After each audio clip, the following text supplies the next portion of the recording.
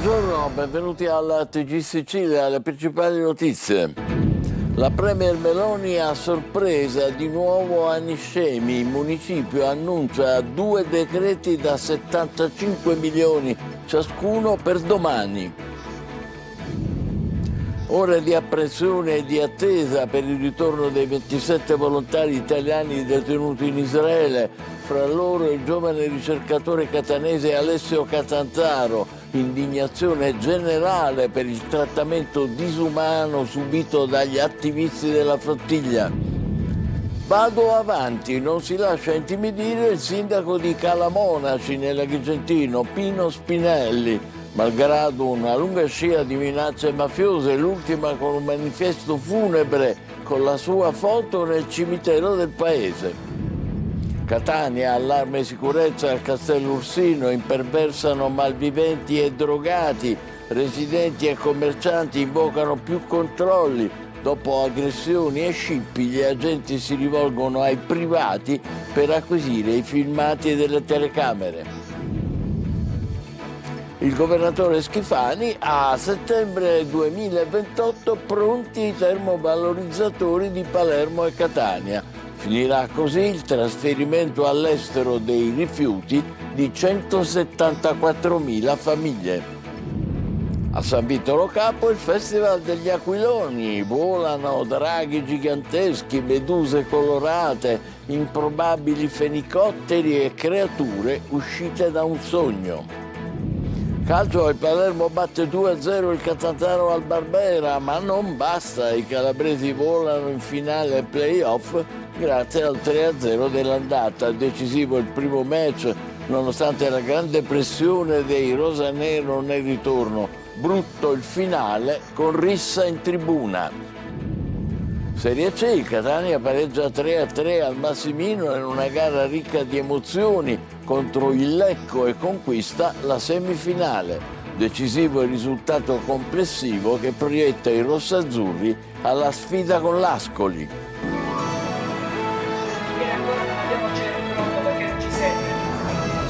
Tra poco ci collegheremo con i Scemi, dove è arrivata in visita a sorpresa la Premier Meloni. Intanto le notizie sulla flottiglia: raggiungeranno la Turchia per poi tornare in Italia i 27 volontari della flottiglia fermati a Israele.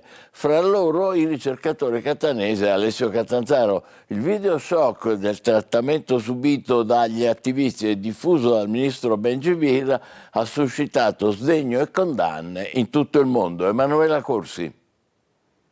Tutti i partecipanti alla flottiglia sono in corso di trasferimento dal carcere duro di Keziota all'aeroporto di Eilat per l'imbarco verso la Turchia. A comunicarlo è la stessa Farnesina, dopo ore di apprensione e attesa per le sorti dei 27 italiani detenuti in Israele, tra cui il giovane ricercatore catanese Alessio Catanzaro. Da lunedì, quando la Marina Militare ha abbordato le imbarcazioni della Global Sumut Flotilla, si sono interrotti tutti i contatti con i familiari. Aspettiamo Alessio, aspettiamo il suo rapido ritorno in buona salute e con la dignità che deve essere riconosciuta a tutti i detenuti, scrive il rettore della scuola di Lucca, dove il giovane svolge il dottorato in fisica. A fare crescere la preoccupazione nelle ultime ore il video che mostra Ben-Gvir che deride gli attivisti, bendati, ammanettati, costretti a stare in ginocchio e con il viso a terra. Immagini scioccanti diffuse dallo stesso ministro israeliano che hanno ottenuto la condanna unanime da parte del mondo. Dal Papa arriva il monito: nessuno Stato è umano se misura il successo sul potere. Intanto questa mattina sono atterrati all'aeroporto Leonardo da Vinci su un volo da Atene i primi 2 italiani. Si tratta del giornalista del Fatto Quotidiano Alessandro Mantovani e del deputato pentastellato Dario Carotenuto. Quest'ultimo, appena arrivato a Fiumicino, ha raccontato: ci pestavano e ci dicevano "Welcome to Israel". È tutto orribile. Ci hanno picchiato selvaggiamente 3 energumeni. Carotenuto ha raccontato inoltre che uno degli attivisti è stato portato in infermeria con probabili lesioni interne. C'erano persone bendate, alcune con fratture e traumi cranici, episodi di violenza sessuale, anziani torturati. Erano con i mitra spianati contro di noi, avevamo le mani alzate. Sono stati forse i secondi più lunghi della mia vita. Poi ci hanno preso per il collo e diviso. Da quel momento non so più niente dei miei compagni. Torniamo in Sicilia, non si lascia intimidire il sindaco di Calamonaci nell'Agrigentino, Pino Spinelli, malgrado una lunga scia di minacce mafiose, 6 da quando è in carica, l'ultima con un manifesto funebre con la sua foto nel cimitero del paese. Il fenomeno delle minacce agli amministratori locali continua purtroppo a crescere. Davide Sardo.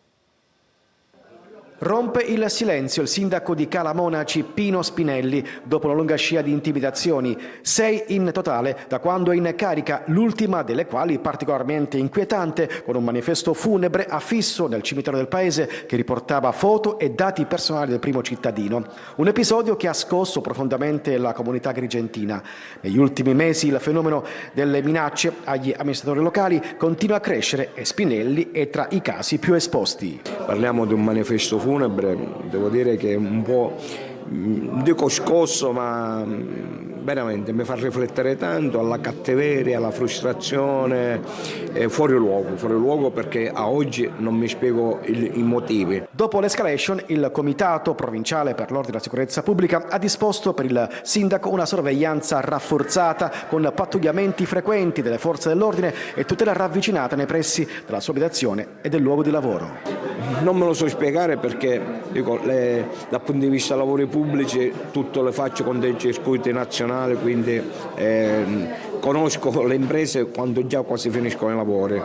Dal punto di vista sociale sono disponibile a 360 gradi, non ho detto mai a nessuno di no e ricevo a tutti, tutte le problematiche discusse e portate avanti senza problemi. Gli altri, secondo me, qualcuno che, ripeto, e non finirò mai a stancarmi, che avrà problemi sicuramente psicologici. Nonostante il clima di tensione, il primo cittadino conferma la volontà di proseguire l'attività amministrativa e i cantieri già avviati sul territorio. Una scelta di continuità, dunque, nonostante paura e pressione. A Niscemi in municipio la Premier Meloni con il capo della protezione civile siciliano, colleghiamoci in diretta con Niscemi, linea Gerri Italia. A te Gerri, sei con il sindaco, lo vedo, lo salutiamo.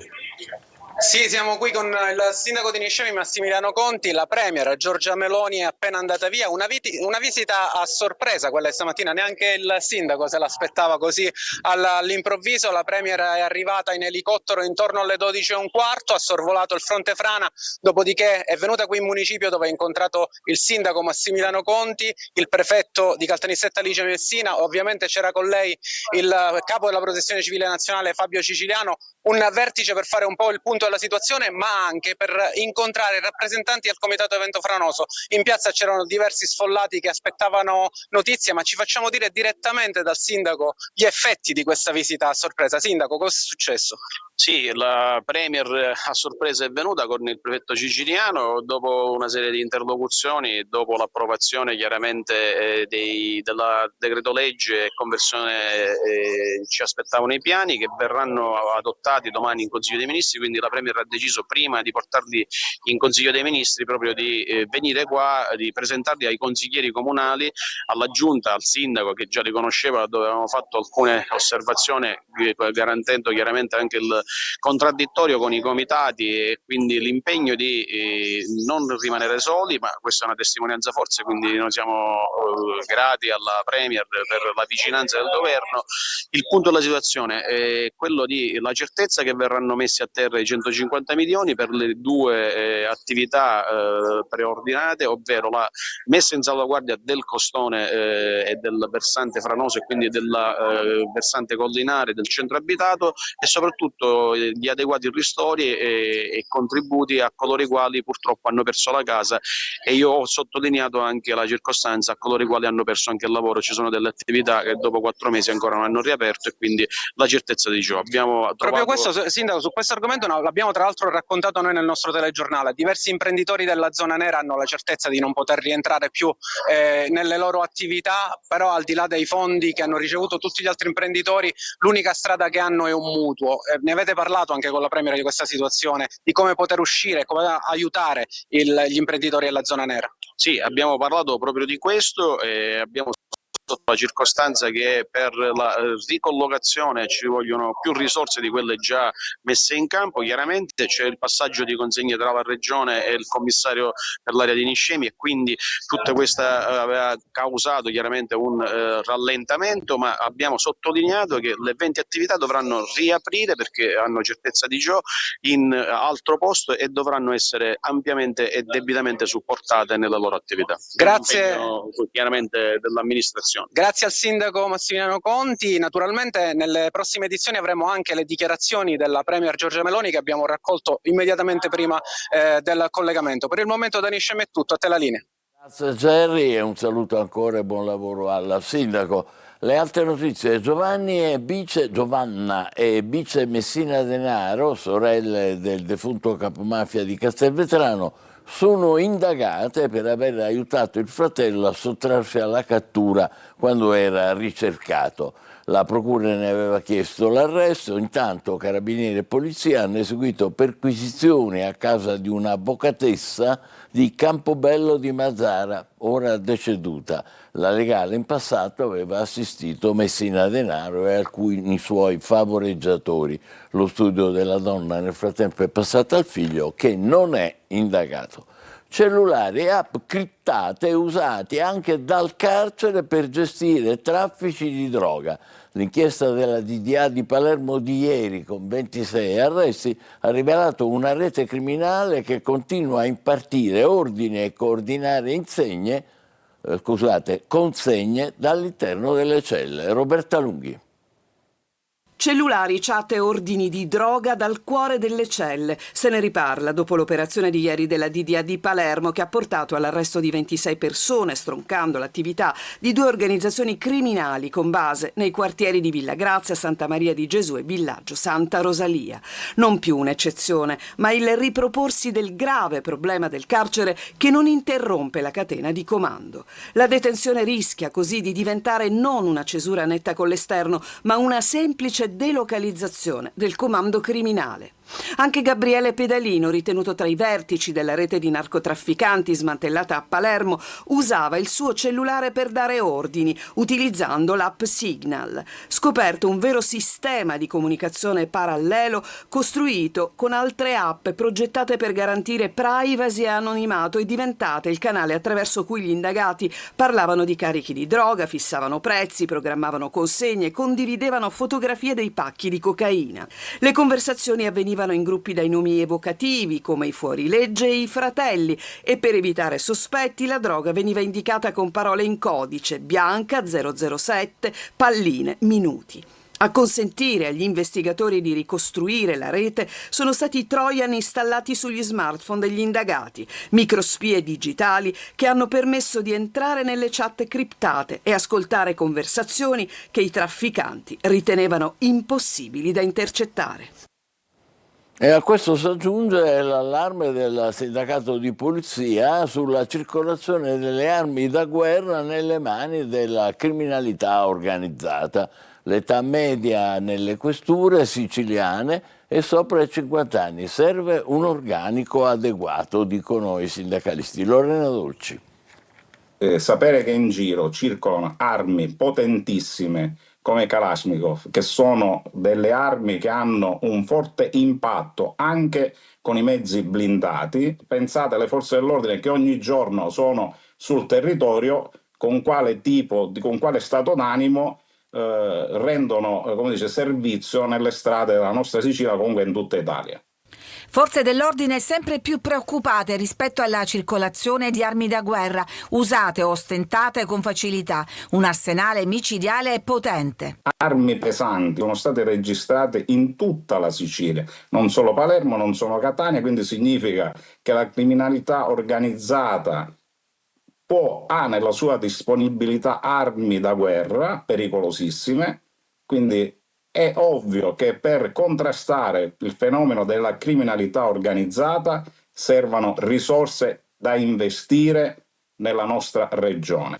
Un fenomeno che, secondo il sindacato di polizia, viene sottovalutato. Per fronteggiarlo serve un organico adeguato. Su una media di 300 persone nell'ambito di 9 province che sono andate via con un numero diversificato tra delle varie città, non abbiamo neanche ripianato gli organici. E tra l'altro la Sicilia ha delle questure dove l'età media del poliziotto supera abbondantemente i 50 anni. A Canicattì è stato trovato nella tarda serata di ieri il cadavere di una 37enne in un'abitazione del centro. Le cause della morte dell'uomo non sono chiare e il sostituto procuratore di turno di Agrigento ha disposto l'autopsia. Palermo ha presentato ufficialmente alla stampa il corteo degli antagonisti in occasione del 34esimo anniversario della strage di Capaci, ormai imminente. Si tratta di 40 associazioni che parteciperanno a una manifestazione indipendente e diversa dagli eventi ufficiali che partirà dal Tribunale per arrivare all'Albero Falcone. Maglio Viola. 40 associazioni, 9 delle quali organizzatrici, le altre aderenti, insceneranno anche quest'anno la contromanifestazione in occasione del 34esimo anniversario della strage di Capaci. Associazioni studentesche, gruppi antimafia locali insieme alla CGIL realizzeranno un corteo al grido "finché avremo voce" contro silenzi e depistaggi di Stato. Negli ultimi anni questo corteo è stato organizzato partendo da Via D'Amelio e si è scontrato 2 anni fa col corteo ufficiale. Quest'anno invece, come l'anno scorso, la Fondazione Falcone ha scelto di non tenere più il corteo ufficiale, dunque in piazza ci saranno soltanto gli antagonisti. Il corteo partirà dal Tribunale per riprendere simbolicamente il percorso che abbiamo concluso con il referendum, l'ultimo referendum che c'è stato, e arriverà nei pressi dell'Albero Falcone. Ma il fulcro delle manifestazioni antagoniste parte dal principio che la mafia non può aver fatto quelle stragi da sola e dunque non c'è verità fino ad oggi. Il vero nemico è lo Stato con i suoi apparati deviati. Chiediamo finalmente, a distanza di 34 anni dalla strage di Capaci, così come dalla strage di Via D'Amelio il prossimo 19 luglio, che venga fatta veramente piena verità e giustizia. Non ci possiamo accontentare su Capaci, su Via D'Amelio, così come su tanti episodi stragisti, tanti delitti che hanno scandito la storia della nostra terra sulle verità di comodo, quella che furono i brutti e cattivi di Cosa Nostra in solitudine. Invece continuiamo a chiedere che ci sia piena verità anche sui mandanti esterni, sulle menti raffinatissime, su quelli che Vincenzo Agostino chiamava i pupari. Catania, un'operazione speciale di controllo del territorio è in corso da questa mattina in viale Mario Rapisardi. Sono impegnati una trentina di agenti della polizia locale che vedete. Gli interventi riguardano il controllo del suolo pubblico, la sosta selvaggia, l'utilizzo del casco e la regolare copertura assicurativa. Diverse le squadre impegnate, dalla nona all'ambientale alla sezione motociclisti. I paradossi di Catania. Al Castello Ursino, dove imperversano purtroppo drogati e scippatori, ci sono diverse telecamere, ma le forze di polizia poi si rivolgono ai privati per acquisire i filmati. I residenti e commercianti invocano più controlli. Tonino De Mana.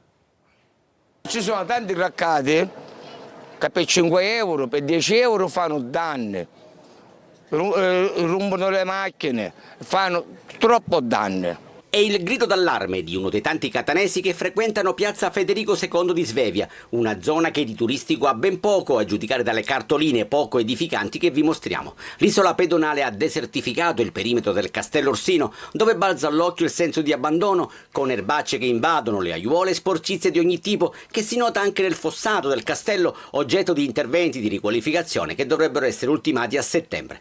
Intanto c'è chi bivacca o dorme, chi si droga nelle scale delle vicine abitazioni, chi importuna, chi si prostituisce, a volte per comprarsi una dose di crack, senza contare aggressioni o scippi. Un filmato che mi ha colpito è due ragazzi in un motorino, su un motorino, che scappano dopo che hanno fatto uno scippo a una turista. Anche per il Castello Orsino non mancano i paradossi. Sentite questo commerciante. Arrivano le forze dell'ordine qua a chiederci registrazioni a noi personalmente delle nostre telecamere che puntano sui nostri locali, sulle nostre porte. Le forze dell'ordine vengono da lei per far cosa?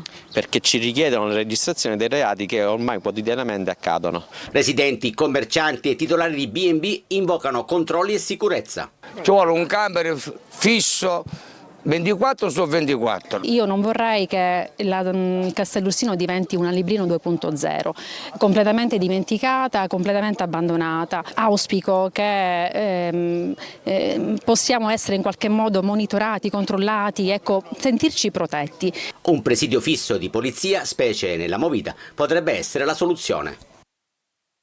Palermo ha presentato i progetti esecutivi per i 2 termovalorizzatori in Sicilia. Il presidente della regione Schifani illustra il percorso che ha superato ormai metà strada. Maglio Viola.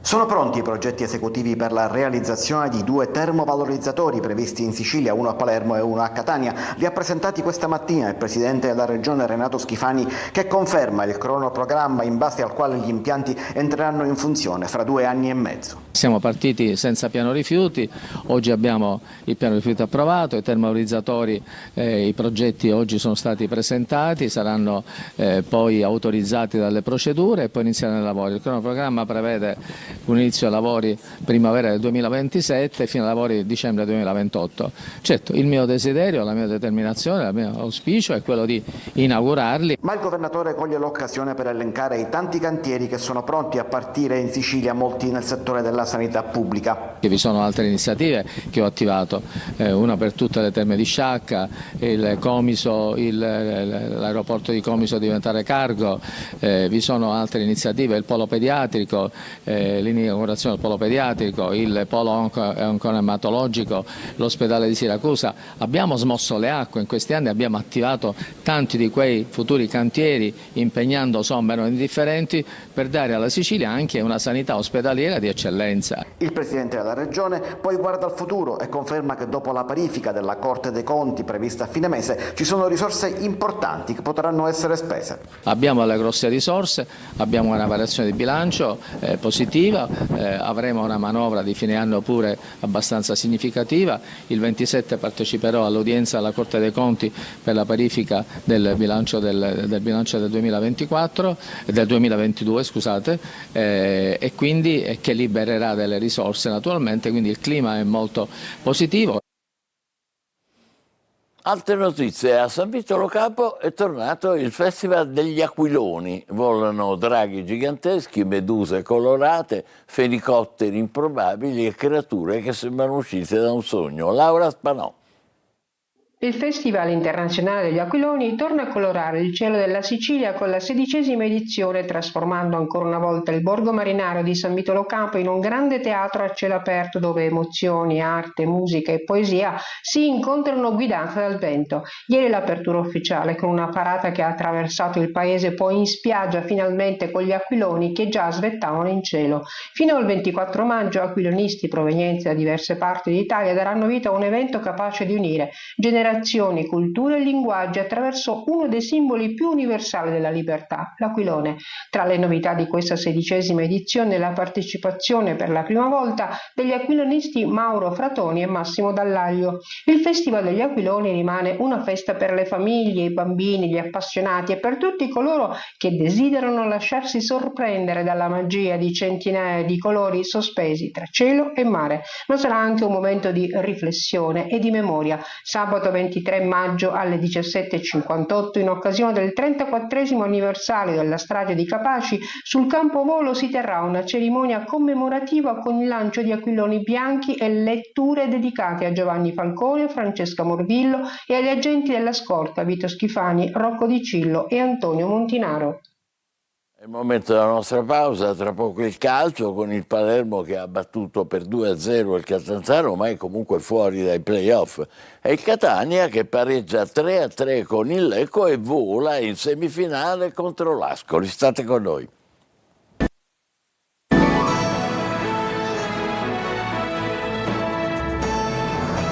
Calcio playoff, Palermo che vince con il Catanzaro ma che viene eliminato in virtù del 3-0 dell'andata. Brutta rissa nel finale. Marco Cullà. 2 gol tanto cuore, ma in finale playoff va il Catanzaro. Il Palermo vince 2-0 al Barbera contro i calabresi, ma in virtù del 3-0 dell'andata a passare è la squadra di Aquilani. Un peccato, il Palermo avrebbe anche meritato il 3-0 per le diverse occasioni create, ma a pesare sulla qualificazione c'è sicuramente la gara del Ceravolo che la formazione di Inzaghi ha totalmente sbagliato. E dire che il match per i siciliani si era messo benissimo dopo il tributo dello stadio alla piccola Alessia La Rosa, poi Giampaolo porta subito in vantaggio il Palermo con questo colpo di testa sotto porta e tripudio al Barbera. Non c'è un attimo di tregua, i primi 20 minuti sono di fuoco, il Palermo attacca ma rischia anche di subire le ripartenze dei calabresi. Gli ardori del Palermo si placano e il Barbera deve accontentarsi dell'1-0 a riposo. La ripresa parte subito a 1000, Palumbo si gira in area di rigore, palla sul palo, Ranocchia al 52esimo carica una sventola col mancino e trova la strepitosa risposta di Pigliacelli, poi Jonsen in area, ancora il portiere del Catanzaro salva. Finale convulso, Palumbo in acrobazia manda fuori, poi Di Francesco e Pittarello si mangiano il pari davanti a Joronen. Il Palermo ringrazia e stampa il 2-0 all'89esimo con Rui Modesto che infila al volo sul lancio perfetto di Ranocchia. C'è però solo tempo per 2 espulsi, Pierozzi e Palumbo, e la rissa finale al triplice fischio. Rissa anche a fine primo tempo con il figlio del direttore sportivo del Catanzaro, Ciro Polito, che ha aggredito alcuni tifosi in tribuna autorità. Il Catania raggiunge la semifinale dei playoff. I rossazzurri pareggiano 3-3 con il Lecco. Marco Carli. Gol, emozioni, entusiasmo, per alcuni tratti anche paura. Il Catania riesce ad eliminare il Lecco e vola in semifinale dove troverà l'Ascoli che ha avuto la meglio sul Potenza. L'atmosfera del Massimino stracolmo, 20.000 spettatori, è incredibile. L'avvio elettrico. Casasola riceve da Jimenez dopo un ottimo sviluppo sulla destra. L'esterno mette in mezzo, sull'altro palo irrompe Donnarumma. Con la coscia mette dentro. Rossazzurri subito in vantaggio. Terzo gol stagionale per il numero 20. Gli etnei sono sospinti dall'entusiasmo dello stadio, ma rischiano su un contropiede avversario. Duca supera Pieraccini, entra in area, si accentra e lascia partire un tiro su Cuidini. Respinge al meglio. È un Catania aggressivo, ma il Lecco resta in partita sul rinvio di Furlan. Pieraccini non controlla. Urso sfugge alla guardia di Donnarumma, si invola verso la porta di Dini e non sbaglia. È 1-1. Il Lecco riesce anche a ribaltarla. Sugli sviluppi di un angolo Miceli trattiene Battistini in area. L'arbitro, richiamato all'on-field review, concede il rigore. Sul dischetto Sipos e Glaciale, Lombardi in vantaggio.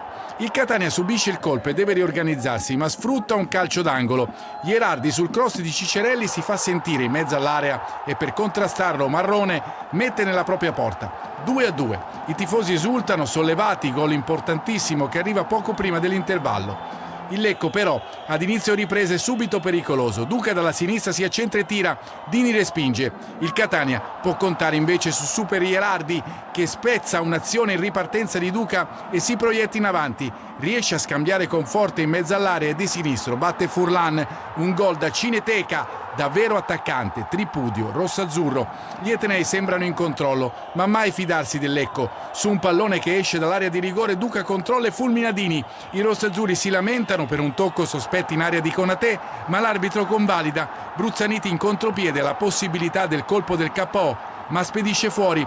Finisce 3-3 e adesso c'è l'Ascoli, la semifinale, un altro gradino per provare a scrivere la storia.